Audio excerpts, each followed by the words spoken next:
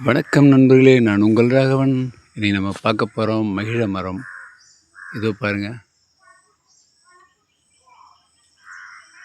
இதுதான் மகிழ மரம். என்னிடம் இருக்குது.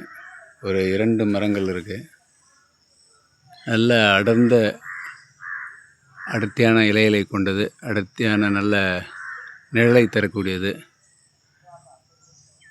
பார்க்குறீங்க, என்னுடைய இலைகள் இது போல் இருக்கும். என்னுடைய காய்களை பாருங்கள், இதுதான் என்னுடைய காய்கள்.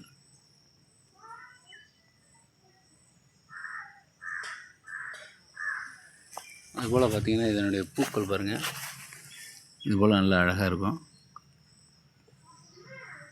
என்னுடைய பழங்களும் சாப்பிடலாம், இன்னும் நல்லா சிவந்திருக்கும்.